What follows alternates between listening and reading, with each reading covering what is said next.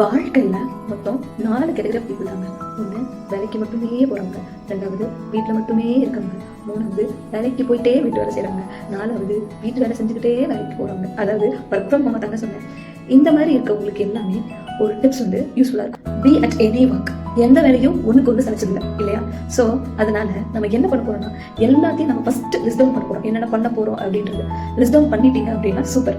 சில டைம் என்ன ஆகும் அப்படின்னா, நடந்து போயிட்டு இருக்கும்போது சில ஐடியாஸ் வரும், உட்காந்துட்டு இருக்கும்போது சில ஐடியாஸ் வரும், சில சமயம் ஃப்ரெண்ட்ஸ் கிட்ட பேசிட்டு இருக்கும்போது சில ஐடியாஸ் வரும், சில சமயம் நம்ம வேற ஏதாவது வேற டாஸ்க் இன்வால்வ் ஆகிட்டு இருக்கும்போது அந்த ஐடியாஸ் வரும். ஸோ இந்த மாதிரி இருக்கும்போது நீங்க அதை லிஸ்ட் டவுன் பண்ணுங்க.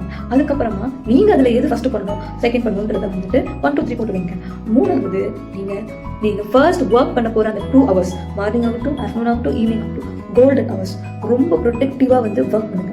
அதுக்கப்புறமா வந்து நீங்க ப்ரையாரிட்டைஸ் பண்ணுங்க, இந்த 2 hours எதுக்கு நான் இம்பார்ட்டன்ஸ் கொடுக்க போறேன் அப்படின்ட்டு. அதுக்கப்புறம் நீங்க எதுக்கெல்லாம் நோ சொல்லணுமோ அது எதுக்கெல்லாமே வந்துட்டு நீங்க கரெக்டா நோ சொல்லி அதை அந்த இடத்துலயே ஸ்டாப் பண்ணுங்க. இப்படி எல்லாம் பண்ணீங்கன்னா நீங்க இப்ப இருக்கிறத விட ஒரு ஸ்டேஜ் முன்னாடி போவீங்க. தேங்க்யூ.